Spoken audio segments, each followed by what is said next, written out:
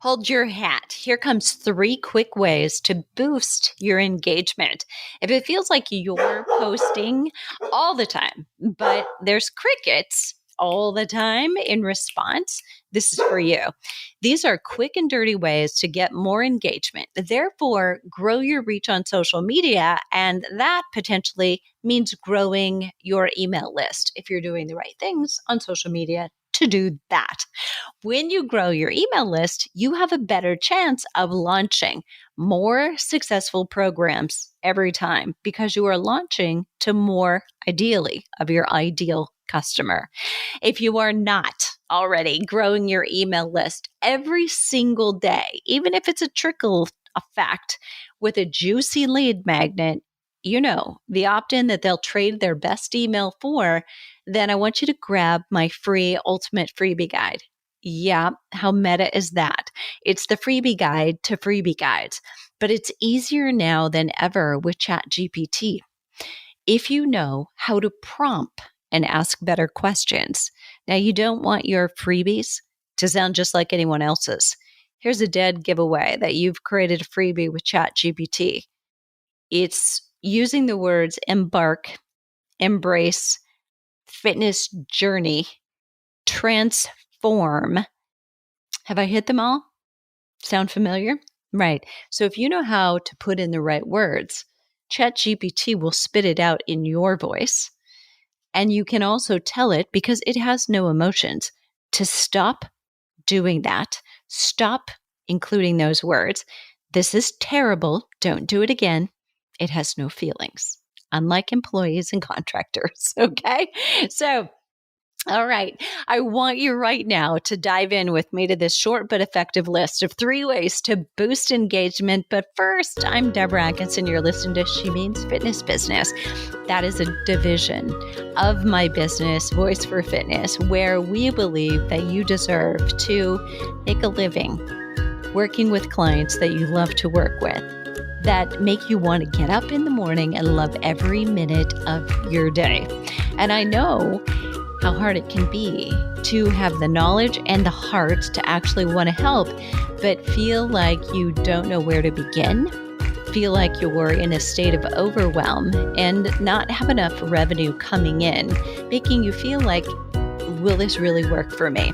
And I was there too, literally not that long ago. 11 years ago, I quit my job. I quit safety and security, and it's the second time I did it. The first time I quit working at a university to go all in the private sector. However, I still had to finally walk away from that regular 2-time-a-month paycheck, from the TIAA CREF fund, from the insurance, from all the little perks and flexibility that I had, to say I want to have a bigger reach, and otherwise I'm going to get really comfortable being just a big fish in a little pond. So I had to leave, and I had no net. There was no marriage, right? There was no second income. Mine wasn't just a frivolous extra that was nice. It was this was it. And I was going to start paying college tuition in 8 months. So if you're nervous about where you are, think I don't get it, I get it. I potentially shed as many or more tears than you. And I'm here to show you. You can go from 0 to 6-figure months. Did I catch you?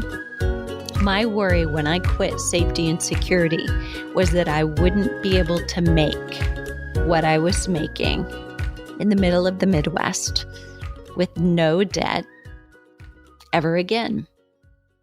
Well, I've gone from doing that to making that a month. Yes, and you can too. There's nothing special about me. Well, okay, there's something special about me, but there's something special about you. You will attract the kind of people that I won't. You will attract the kind of people that would only be attracted to someone who says it in the way you say it, with the facial expressions that you say it. There's somebody out there, I guarantee you, looking for you. And we are only penetrating 20% of all females. So listen, I'm going to get off this soapbox in just a moment, and I want you to get started. But if you are at all leery about, I don't know what's next, I don't know even where to start. So yes, listen to this, but don't let getting engagement on social media be where you stop, because you have to have here's where I start, here's what's happening next, here's what's happening next, here's the measures of those numbers and what happened last week, last month, and last year. And I know where I'm going and I know what needs to change. And if you don't know those numbers, I want you to go get this scorecard first. fitnessmarketingmastery.com/scorecard. And that'll tell you in about 2 minutes, where are you? Everything you need is on that sheet. And if you don't have those things, you have a very clear path to this is where I begin. These are the things I need in place. Okay, let's dive into this.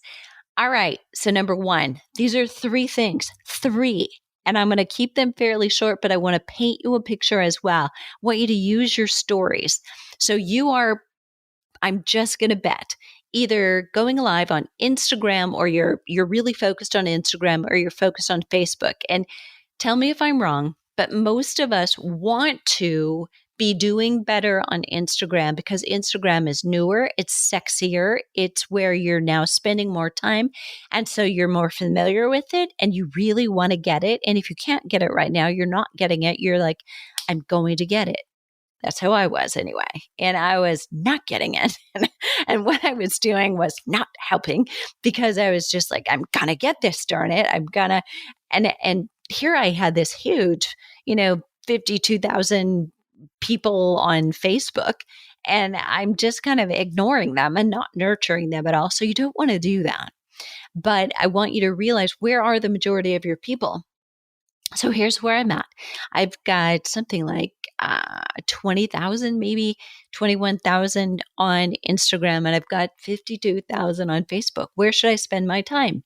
Where do I spend my time? Yes, I'm a slow learner, so I still think Instagram is sexy. I still kind of cater to it, and then I'll let things also post sometimes to Facebook. But the smart woman in me would tell me, if I were coaching me, pay attention and nurture that Facebook page, right? It's the logical thing to do. And I want you to do the same too. If you already have a following on Facebook and you think it's dead, it could be dead just because you and I are not paying attention to it. So don't be silly. So stories on Facebook or stories on Instagram, depending on where you are and what you're doing. So if you're continuing to post reels and carousel posts and live videos or image posts, and you know that the post is good and it's helpful, the content hits a topic your audience cares about and they're looking for a solution to. And by the way, did you hear what I just said?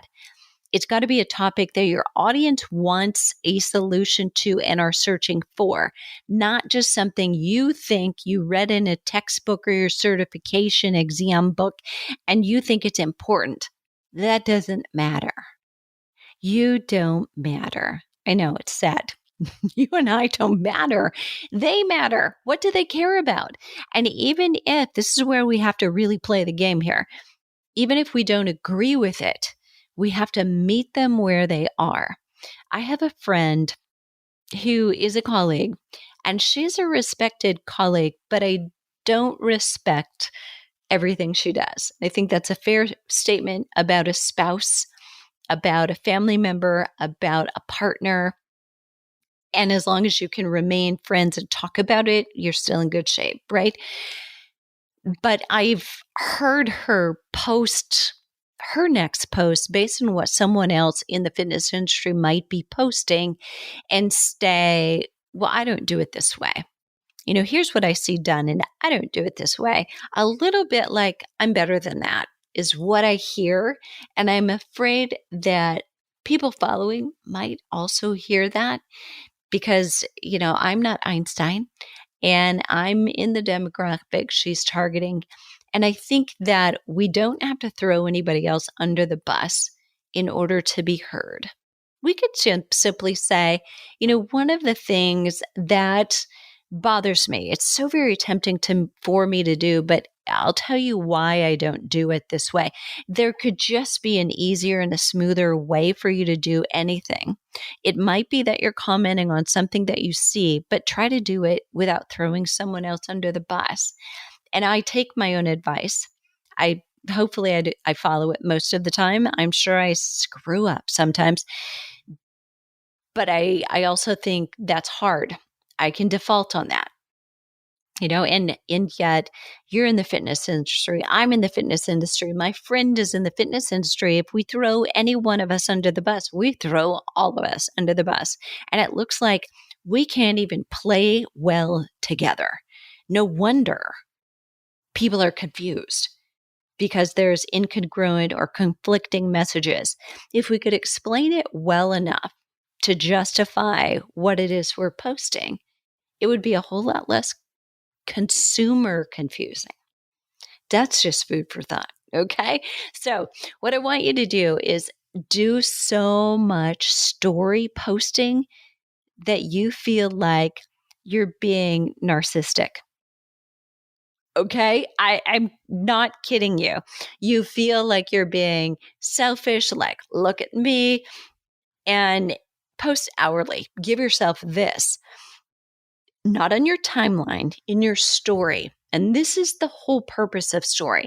If you go to some of the largest accounts, now not all, but many of the largest accounts, most rapidly growing and strategic ones, they're posting multiple times a day. How do you know that? Well, if you look at their stories, you see all the little dashes at the top and they're tiny, tiny, tiny, and there's multiples of them. That means because they posted within that 24-hour period, all of those things. If there's just one or there's one or two, they've only posted twice in the last 24 hours. They're probably low on traction. Now, I can go like a day when I'm posting tons and tons and tons, and then all of a sudden I kind of go quiet and dead. I did that, in fact, this week. I think I posted a ton on Monday and on Tuesday, on Wednesday, and then on Thursday, I was kind of home and I was kind of licking my wounds after having had a tooth extracted, and I was finally back home and catching up and being punished for being gone. And I just was busy and I didn't get things posted as I had the 3 days before. And it didn't hurt me because I picked it back up and I realized it, but it can. So listen to this. Challenge yourself to do that hourly posting or post in a flurry. Let's say you're at a concert. You can post like 4 or 5 times right in a row. It's okay. If you're at a parade, you're at a baby shower, you're whatever, post something happening in the moment, not just, oh, I forgot to post this from yesterday. Post it in the moment because it'll get you further. The other day, while I was getting my tooth extracted in LA, what did my son call that? Boucher? I don't know what that is, but anyway, fancy smancy is what I call that. The other day, I'm walking down the infamous Rodeo Drive.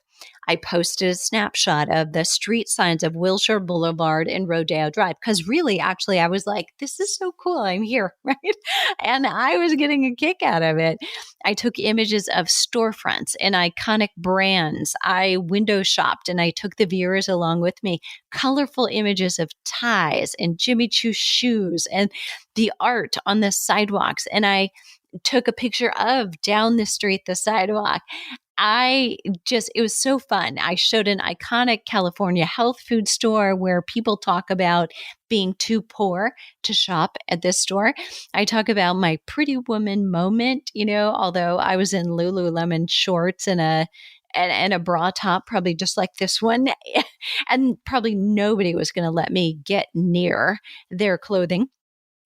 And in the few days following that I had in Beverly Hills, I posted things of here I am in the hotel gym and took a picture of the city and the Hollywood sign and took a picture out my dentist window, which is like Hollywood Hills. I mean, it was really a ton of fun for me. So I was posting in a way that this is just fun. Like I'm bringing everybody along with me, but then I was also talking about things. During the few days in Beverly Hills where I did this, my engagement, my subscribers, and my reach, all three of those things where you look at your insights, they were all up by between 24 and 36%, compared to the week before. Now, every week I'm looking for an increase. So that was over and above the week before. And that also grew the typical likes and the reach of the timeline content that week. So, say I'd posted 2 reels earlier that week, the reel posted on the day of or day before all of that flurry of stories increased dramatically compared to just a reel that's posted in a very sporadic story. So what gives your timeline content lift is your stories. So stay top of mind, keep going there. And don't be afraid to share a reel that you think should have done really well, but maybe didn't. Maybe people just were busy, didn't see it. Maybe it was a holiday and that meant less people on instead of more people on. Share it again to your story. It's still there. It's evergreen content if it's in your timeline. And here's the deal. When you get noticed from your stories and you stay top of mind, it will pay off. But here's the deal. Be interesting or don't. Post a boring day, hour by hour. Just your habits, how you fit in fitness during a really busy day, because people are looking for entertainment. They're looking for somebody who's got the same problems as me, and they want to know you. And that's really what you're giving them by posting on stories. All right, number 2. Post about a life experience related to health, wellness, or fitness that you are going through. So it could be mine last week. Now I posted all of this stuff about Beverly Hills and just the iconic being there. But the reason I was there is I had a tooth extracted. So going into it, leading up to it, I was talking about it. Actually, I was probably motor mouthing about it in the last 48 hours because I started to get really nervous and think, this is really dumb. Why am I flying to have this done all by myself? What if I get really sick? What if it really hurts? What if I can't? My face is blown up like a balloon and I can't fly back. I don't know, all these things. But I worried hard enough that was more painful than the actual thing. But I chose a holistic dentist. I chose a tooth extraction versus a root canal. It's a conversation. I talked about why and the difference. I talked about the trek to LA to have it done. I talked about the worry I did ahead of time and the outcome of the whole thing, from hours I spent in the chair to the pain to what I was able to do afterward. I prepared for healing, how I did that, and inactivity so that I wouldn't lose muscle. I talked about that. And the point is, something that you're going through could be tied to your staying healthy and fit, and somebody in your community probably cares about it. And surprised, I had a handful of people actually ask about holistic dentistry. Somebody else said, you know what, I've been advised to get a root canal and I don't think I want to do that. Why did you choose to have it extracted? And so all of these things were responses that I got through DMs. And I will leave a very quick audio message for somebody, but I don't leave a long one. What I do instead is I go live on a story and I answer it for everybody. And I that way I'm letting people know, hey, if you ask a question, I'm a real person here and I'm going to respond to you. So someone else had this question and they asked why I did the tooth extraction versus root canal, why I chose a holistic dentist versus a traditional dentist. What's the difference? And I answered those questions in stories. And 24 hours, they're gone, but I lifted things up and they were in the moment with me. And people who are asking, how's your mouth? How are you doing? Via everywhere, every social media account, I had people asking, and it's wonderful, right? But people are paying attention when you're doing something like that.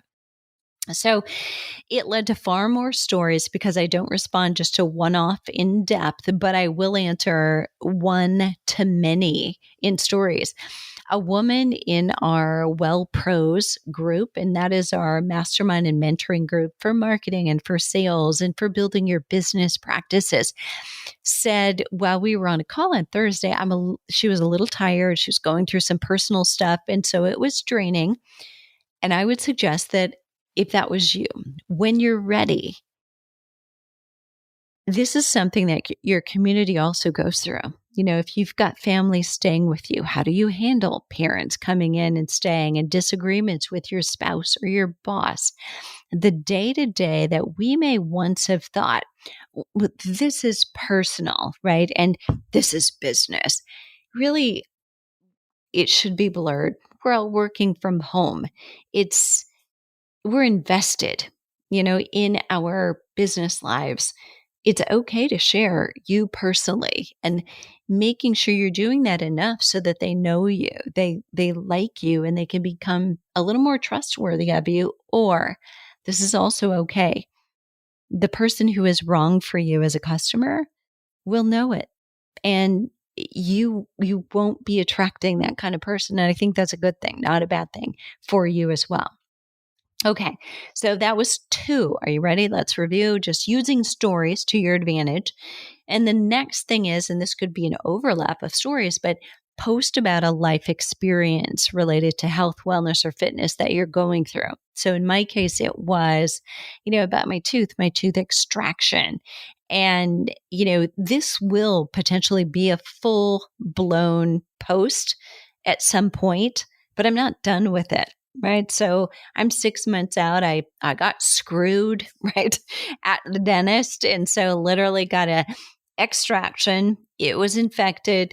I should have probably asked to take a picture of it. I didn't. At the time, I was like, that came out of me. Ew, get that out of here. I don't want to claim that. And I've got a screw, into the bone that has to heal. So they're getting married in there and they're healing together, bonding together. And there's a temporary insert there. But what will happen in about 6 months is now it will be a permanent implant and a permanent crown, right? So for my smile. So I just have something temporary there so I don't have a hole in my head like the Beverly Hillbillies, right? That would not be attractive. And, there are some dentists, I think, where that's actually what will be true is they will leave the hole there. That would not be my dentist. I'm not that strong. I'm a little more vain than that. But let's go to number 3, right? Honor celebrated days, weeks, or months, or events. And I just saw this done so tastefully. Make these things personally. And I'll give you the example here. Last Women's History Month, we were blessed in March of 2024 to see Caitlin Clark from the University of Iowa excel and make basketball history and change the game forever. She's become a celebrated athlete, not just a women's basketball athlete, but an all-time athlete. Because of that, we've seen many more female athletes and coaches highlighted that in the past really have taken a backseat to men's events. It's been so cool. And I think a reason to share and a reason to say, look, let's celebrate each other. Look what she's doing for little girls who aspire to something. It can be something big, right? Why not? And I think all of those things are so very important to witness for us, that this young woman did it. She doesn't have to be an anomaly. She just believed in herself. She had the right things in her environment that took her there. What if the rest of us surrounded ourselves with an environment like that? What could happen? So I love that there are national and international days like Women's History Month. They may be good reason to talk about something personal. National Grief Awareness Day, for instance, it's a topic many of our women female members are going through, or they will soon. Spouses, parents, even children. You're a health and fitness pro, yes, but grief is just a basic human emotion, and it can change fitness or health habits during a situational period of time or for long after. If it's a topic that our community cares about, it's worth talking about. And I didn't use this day, this grief awareness day this year, but when I was healed from my mom's passing, this would have been something for me to bring up on this day. But a couple of years ago, when my mom passed away, I shared, not in tears. So this was a couple months later. I shared how I balanced my energy during that time and what it was I changed about my exercise in order to kind of help me get through that and move emotion through so that I could be present, not be exhausted, and support my immune system. And I shared how I balanced energy during that time, helped me move emotions through myself. And don't be afraid to make your engagement personal. You are a person with professional expertise and insight.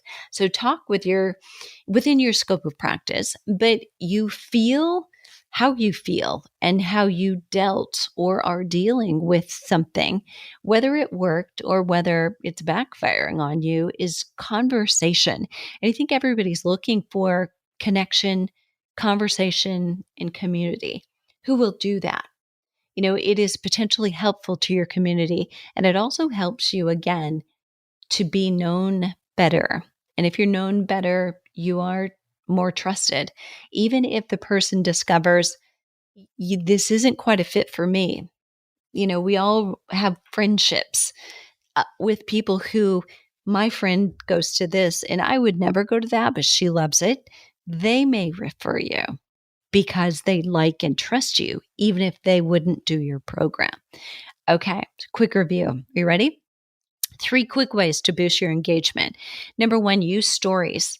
Feel like potentially for some of you, you're abusing stories. Number 2, post about your life experience related to health, wellness, or fitness that you're going through, but it may not be as direct, right? Having a tooth extracted, you may or may not see as direct. If you know enough about biological dentistry, you know that every tooth in your mouth is connected to a meridian and an organ in your body. It's more related to your fitness than you know. And so a healthy mouth helps your clients. It's probably been 10, 15 years now. We learned that, the overall health of your mouth or oral health is directly associated with heart health. But there is so much more than that. Your kidneys, your livers, your lungs, lots and lots of things. And number 3, honor celebrated days, weeks, and months or events, but look beyond just talking about Women's History Month. If you're going to talk about it and talk about, some famous woman and maybe even a famous athlete, is there a reason you're talking about her? And can you make it personal? And then engage your audience to give you some comments back. That, remember, it's engagement. So ideally, you're getting a response from them. Okay, there you have it. So for today, show notes will be at fitnessmarketingmastery.com/quick ways to boost engagement.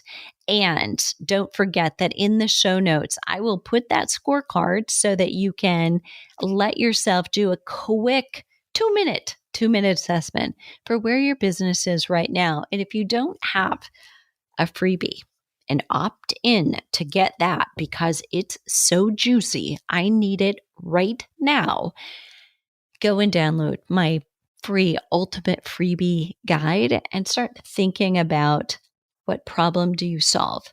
And I guarantee you, if you haven't started from that point, your freebie is not doing as well as it could be. And we always want the next freebie and another. We want to get one, make sure it's converting very well, and then add to that for somebody who's not exactly going to be drawn to this first one, but they would to this one. All right. Love to hear from you. So please reach out. You can find me on social media and in our Flipping 50 TV, Flipping 50 TV. We're on YouTube. I'm on Facebook and I'm on Instagram. If you DM me on Instagram, I will respond. I don't check Messenger in Facebook, so just a heads up on that. And what are you waiting for? The world needs you right now more than ever.